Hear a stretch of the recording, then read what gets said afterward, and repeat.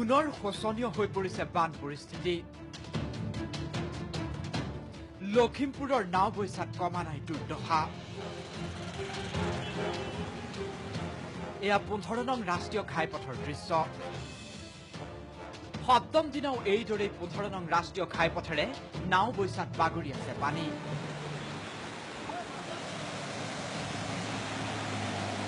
পানী বাগৰি থকাৰ বাবে ক্ৰমান্বয়ে ভাগিবলৈ আৰম্ভ কৰিছে ঘাইপথছোৱা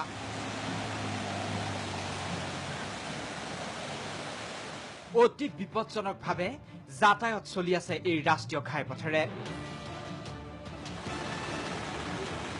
ৰাষ্ট্ৰীয় ঘাইপথছোৱাত একাঠু পানী তথাপিও কমা নাই যান বাহনৰ চলাচল যিকোনো মুহূৰ্তত ৰাষ্ট্ৰীয় ঘাইপথছোৱা ভাগি বিচ্ছিন্ন হৈ যাব পাৰে যাতায়াত এইবাৰ মন কৰক এই দৃশ্য শিঙৰাৰ খনন কাৰ্য চলাই নদীখনৰ গতিপথ সলনি কৰিব বিচাৰিছিল প্ৰশাসনে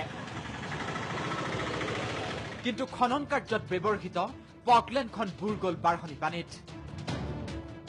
যাৰ পৰিণতিত এতিয়া নদীখনৰ ধাৰাসাৰ ঢলে ভয়াৱহ বান বিভীষিকাৰ সৃষ্টি কৰিছে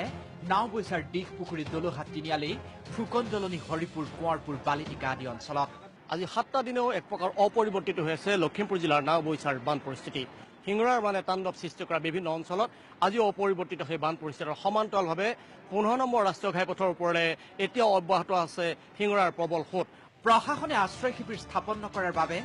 বিপদসংকুলভাৱে বন্যাৰ্তই ত্ৰিপাল তৰি আশ্ৰয় লৈছে মূল পথৰ কাষতে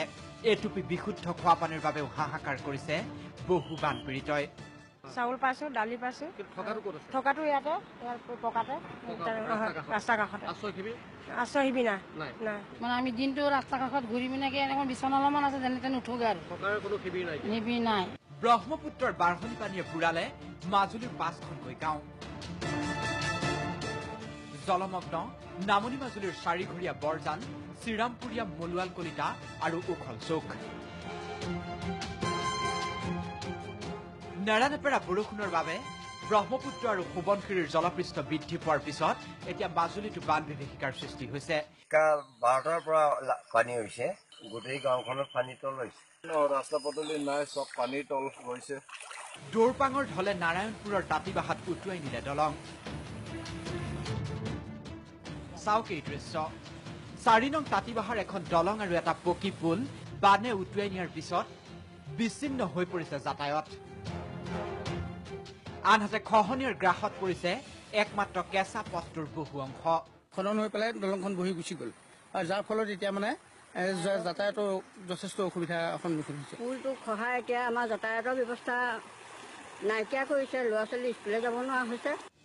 জীয়াঢলৰ বানে প্লাবিত কৰিছে ধেমাজিৰ গোগামুখৰ বিস্তীৰ্ণ অঞ্চল গোগামুখ ৰাজহ চক্ৰৰ 50খনৰো গাঁও প্লাবিত হৈছে জীয়াঢল আৰু কুমুটিয়াৰ বানত প্ৰশাসনে খাদ্য সামগ্ৰী যোগান নধৰাৰ বাবে তীব্ৰ ক্ষোভ উজাৰিছে বানপীড়িতই